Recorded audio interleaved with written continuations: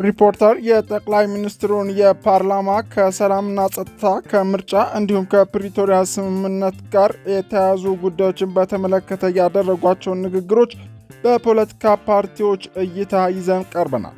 ሰላም ጤና ይስጥልን የተወደዳችሁ የኢትዮጵያ ሪፖርተር ዩቲዩብ ቻናል ተከታታዮች፣ ወቅታዊና ትኩስ መረጃዎች በፍጥነት እንዲደርሷችሁ የኢትዮጵያ ሪፖርተር ዩቲዩብ ቻናልን ላይክ፣ ሰብስክራይብ እና ሼር እያደረጋችሁ ቤተሰብ እንድትሆኑ እያስታወስን ኢሊያስ ክፍሌ የሰዓቱን አበይት ጉዳይ አስደምጣችኋለሁ። አብራችሁን ቆዩ።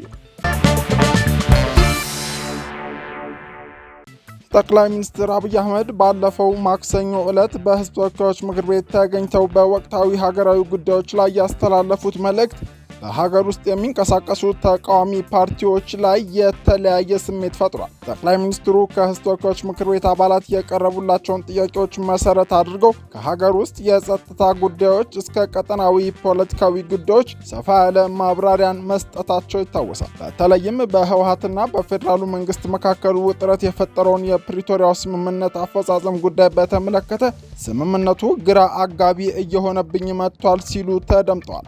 ጠቅላይ ሚኒስትሩ ስለ ስምምነቱ የማያውቁና በወቅቱ ያልነበሩ ሰዎች አሁን ላይ ስምምነቱን እናስፈጽም እያሉ ነው በማለትም ተናግረዋል። ከዚህም በተጨማሪ በወቅቱ ኢትዮጵያ የቀይ ባህር ጉዳይን በተመለከተ ለአሜሪካ፣ ለቻይና፣ ለሩሲያና ለበርካታ ሀገራት እንዲያሸማግሏት እንዲሁም መፍትሄ እንዲያመጡ ጥያቄ ማቅረቧን የገለጹት ጠቅላይ ሚኒስትር አብይ በቀይ ባህር ምክንያት ከማንም ጋር የመዋጋት ፍላጎት የለንም፣ ውጊያ ከተነሳ ግን ውጤቱ ግልጽ ነው ማለታቸውም አይዘነጋም።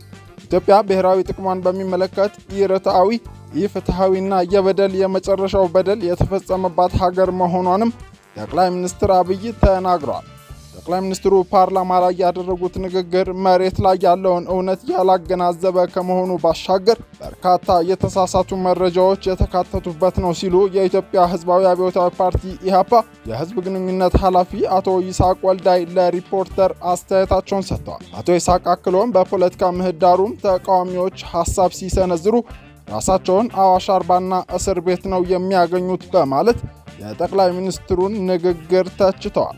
የሰላምና ጸጥታ ሁኔታን በተመለከተ መንግስት ድርድር የሚለው እጅ ስጡኝ ማለቱ ነው ያሉት አቶ ይስሐቅ በሌላ በኩል ፓርቲያቸው ምርጫ እንዲራዘም ፍላጎት እንደሌለውና ብልጽግና ፓርቲ ከመጋረጃ ጀርባ ምርጫው እንዲራዘም ይሰራል ሲሉ ወቅሰዋል። ነገር ግን ምርጫ በጊዜው ካልተደረገ እስከ ምርጫው ድረስ የሽግግር መንግስት ማቋቋም ያለው ብቸኛ ህጋዊ አማራጭ ነው ሲሉም አብራርተዋል። አጠቃላይ የጠቅላይ ሚኒስትሩ የፓርላማ ውለው ብዙ ውሸቶች ያሉበት፣ ከኢኮኖሚም ስናይ ከፖለቲካ ምህዳሩም ስናይ እውነታም ያልተሞረከሱ ብቻ ሳይሆን ውሸቶቹም ያሉበት ሁኔታውን ያየነው። ከፖለቲካ ምህዳሩ ደግሞ እንግዲህ በግልጽ የሚታወቅ ነው። የፖለቲካ ምህዳሩ የተከረቸመ ነው።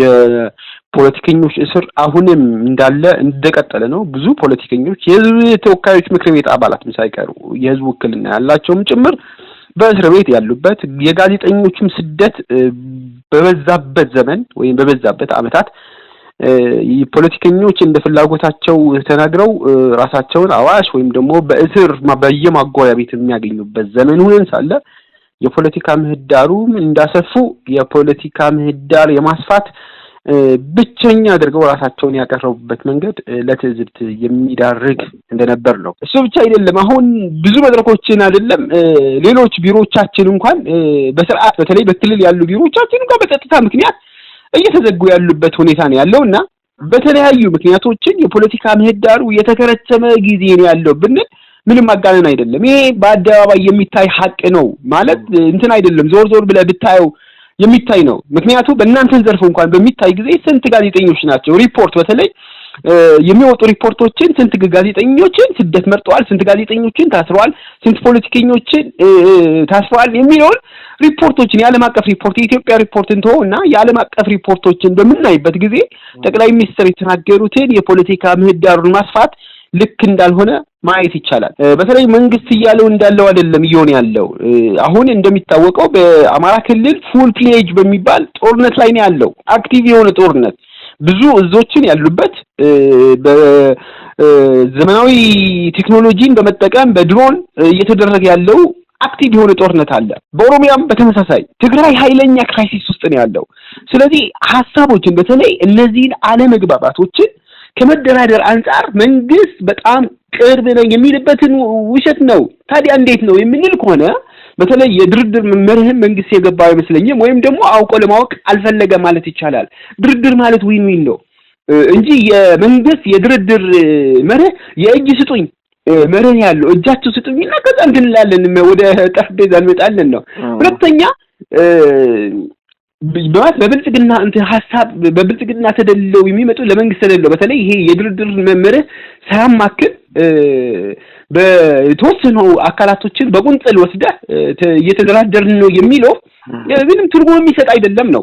ኦኬ ለድርድር እንደዛ ከሆነ ጥሪ የሚደረግ ከሆነ እንግዲህ አክቲቭ ጦርነት አለ፣ ህዝብ ያለቀ ነው፣ ንጹሃን እየሞቱ ነው አለላ ግን ከታጣቂዎችን ድርድር የሚፈለግ ከሆነ ለምን ግልጽ የሆነ በመንግስት ጥሪ ተደርጎ በመንግስት እሱም በገለልተኛ አካል መንግስት አይደለም የሚያደራድረው ገለልተኛ ሶስተኛ ወገን ከኢትዮጵያ ከመንግስት ውጪ የሆኑ ከዛ ፍላጎቶቻቸው መሃል ያደረገ መሆን አለበት እንጂ በእጅ ስጡኝ በተለይ የመንግስት አካሄድ እስካሁን የነበረውን ለመንግስት ድርድር ተብሎ የሚታሰበውን የእጅ ስጡኝ አይነት በእጅ መስጠትና አለመስጠት መካከል ሆነ ያለው ነው። እጅ ሲሰጡ ድርድር ተደረገ የሚል ትርጉም በሚሰጥ መልኩ ነው መንግስት እየተናገረ ያለው እንጂ የአፓ ሐሳብ አሁንም በተለይ ለቀጣይ ሀገራዊ ምርጫ ለማድረግ አስፈላጊ ተብሎ የሚታሰብ ስለሆነ ከታጣቂ አካላታችን እውነተኛ ድርድር ያስፈልጋል። ግን ምን አይነት ድርድር? እውነተኛ ድርድር ያስፈልጋል። ይሄ ምርጫ የመራዘም ሐሳብ የብልጽግናና ብልጽግና መሰሎች ፓርቲዎችን ከመጋረጃ በስተጀርባ የሚያወሩት ሐሳብ እንጂ ከዛ በተቃዋሚዎችን እንዲወራ የሚፈልጉት ሐሳብ እንጂ የተቃዋሚዎች ሐሳብ በተለይ እውነተኛ የፖለቲካ ስብዕና ያላቸውን ተቃዋሚዎች ሐሳብ ሊሆን እንደማይችል ግልጽ ነው።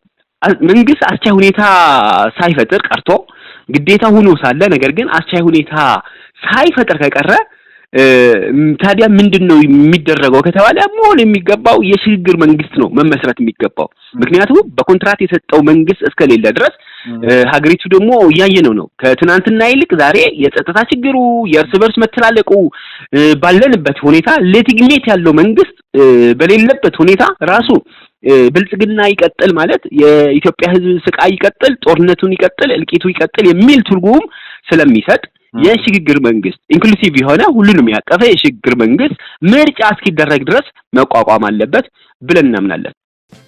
ሌላኛው ከሪፖርተር ጋር ቆይታ ያደረጉት የኢትዮጵያ ብሔራዊ አንድነት ፓርቲ ሊቀመንበር አቶ ዘሪሁን ገብረ እግዚአብሔር የፕሪቶሪያውን ስምምነት በሚመለከት አስተያየታቸውን ሲሰጡ የስምምነቱ ግልጽነት መጓደል ችግር መፍጠሩን በመጥቀስ ያልተቋጩ ነገሮች እንዳሉ ያሳያል ብለዋል።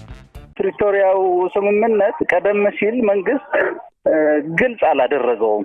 ግልጽ ያልሆነ እዛው በራሳቸው ብቻ ኢኒሺዬቲቭ ተነስተው የፈጸሙት ለህዝብ ያልተገለጸ የተሸፋፈነ ነበር። አሁን ግን ያ ግልጽ ያልሆነ ነገር ይሄው እንደዚህ አይነት ከበስተኋላ ብዙ አይነት ሸፍጦች ስላሉት ችግሮች ስለነበሩት የተፍታታ ከሀገር እና አለው የፖለቲካ ሂደት ጋር ያልተቋጨ መሆኑን እያሳየን ነው የመጣው። ይሄ ሁሉ ነገር ለምን ቢባል መጀመሪያውኑ ይሄ ነገር ሲፈጸም ይሄን ሁሉ ህዝብ አስበልተን 1 ሚሊዮን በላይ ህዝብ አስበልተን ዓለም አቀፎችም እየዘገቡት ስለነበር ነው። እሳቸው እንደሚሉት አይደለም።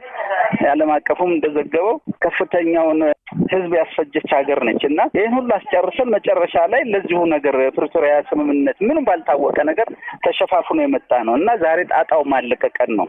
ስለዚህ አሁንም ጠቅላይ ሚኒስትሩ ይሄንን በምን አይነት ሁኔታ እንደተደራደሩና ምን እንደፈጸሙ አሁንም ለኢትዮጵያ ህዝብ ድብቅ ነው። አሁንም ገልጸው አልተናገሩ።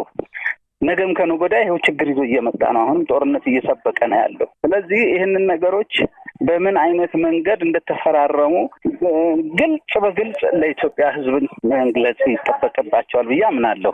ወደ ሀገራችን ጸጥታና ሰላም ስንመጣ ደግሞ ብዙ ጊዜ የሀገራችን ሰላምና ጸጥታ መሬት ላይ ያለውና እሳቸው የሚናገሩት አንድ አይደለም። ይሄ በእኛ የምናውቀው ሀቅ መንግስት የሚያውቀው ሀቅ ነው። ራሱ የወረዳና የዞን አስተዳደሮቻቸው እኮ እንዳሉ ያውቋቸዋል።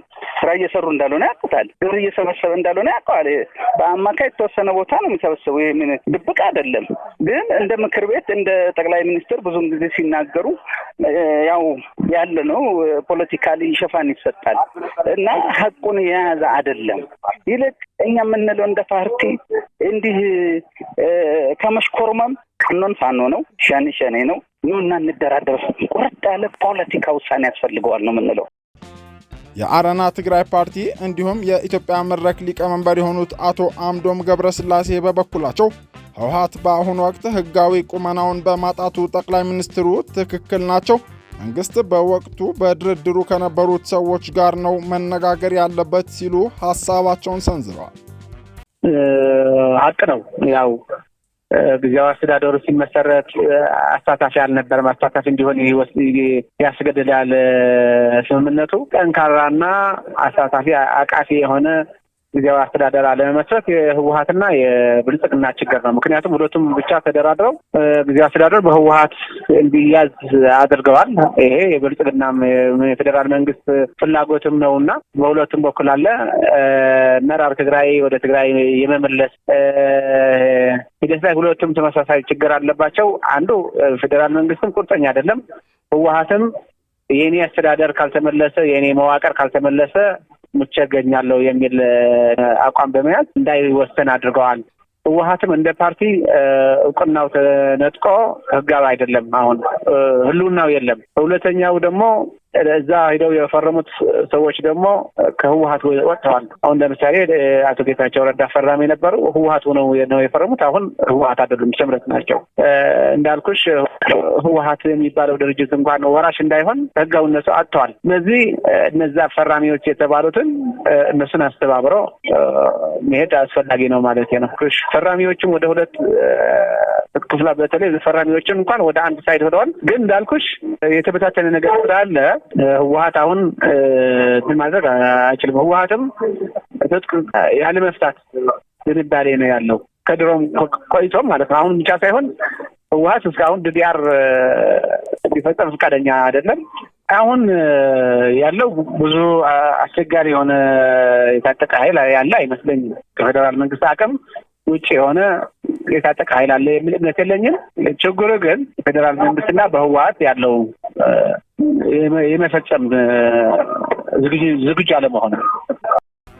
በቀይ ባህር ዙሪያ ጠቅላይ ሚኒስትሩ ያደረጉትን ንግግር በሚመለከት አስተያየት የሰጡት የኢትዮጵያ ብሔራዊ አንድነት ፓርቲ ሊቀመንበሩ አቶ ዘሪሁን ሐሳቡ ትክክለኛ ቢሆንም ሀገራዊ ምርጫው ሲደርስ የተመዘዘ ካርድ ነው ሲሉ ወርፈዋል። በኢህአዴግ ውስጥ የነበሩ አብረው የወሰኑ ሰዎች ናቸው በማለትም አክለዋል። እንግዲህ ዓለም አቀፍ ፖለቲካውን ስንመለከት ቻይና ታይዋንን የኔው እያለች አይደል አሁን ድረስ ዘራፍ የምትለው፣ እኛ ቀይ ባህርን የኛው ለማለት ምን ያሽኮረመመናል? መብታችን እኮ ነው እንደ ዓለም አቀፍ ስናየው ቻይና አሁን እና አሜሪካ ሲትነካታል ይችላል፣ እነሱም የኔ ግዛት ነች እያለች ነው፣ እኛም ግዛታችን ነች። ምንም እኮ ማሽኮረመም አያስፈልግም። ነገር ግን አሁን ብልጽግና በያዘው የፖለቲካ አፈጻጸም ላይ መሄድ የለበትም ስልጣን ለማስጠበቅ ነው የሚል ነው። እኛ ደግሞ አቋም ምርጫ ሲደርስ ነው የሳቡት ቀርዱን ነው። የኛ ደግሞ ቀድሞ ከልባቸው አይደለም። ትናንት እነሱ እኮ እዛ ህወሓት ውስጥ የነበሩ ሰዎች ናቸው። ህወሓት ውስጥ በነበሩ ሰዓት ይሄንን አቋም ደግፈው አብረው ያስገነጠሉ ናቸው። ተጠያቂ መሆንም ይገባቸዋል ምንድን ነው። ዛሬ ግን ጥያቄን ስላነሱ ልክ አይደለም፣ ትክክል ነው። ነገር ግን የሄዱበት የመጡበት መንገድ ፖለቲካሊ ስልጣናቸውን ለማስጠበቅ ነው። በተረፈ ግን በቀይ ባህር ላይ መቼውም ድርድር የለንም እኛ። የተወደዳችሁ የኢትዮጵያ ሪፖርተር ዩቲዩብ ቻናል ተከታታዮች ለወቅታዊና ትኩስ መረጃዎች የኢትዮጵያ ሪፖርተር ዩቲዩብ ቻናል ቤተሰብ በመሆን ላይክ፣ ሰብስክራይብ እና ሼር እንድታደርጉ እናስታውሳለን። የሰዓቱ አበይት ጉዳዮችን ያደመጣችሁትን ይመስል ነበር። ኢሊያስ ክፍሌ ነበርኩ። መልካም ጊዜ። ሲንቄ ባንክ የሁሉንም ችግር የሚፈታ መፍትሄ ይዞላችሁ መጥቷል። የኦቢ ዲጂታል ብድር አገልግሎት ከቴሌብር ሱፐር አፕ መተግበሪያ ጋር በጋራ በመሆን የተመቻቸ የብድር አገልግሎት ሲሆን አዲስ ቢዝነስ ለመጀመር ሆነ ያለንን ቢዝነስ ለማስፋት በተጨማሪም ዘመናዊ ስልክ ለሚፈልጉ በብድር መልክ ያዘጋጃል። እንዲሁም ለግለሰቦች ደሞዛቸውን በሲንቄ ባንክ ሲቀበሉ እስከ 1 ሚሊዮን ብር ድረስ ብድር ያመቻቻል።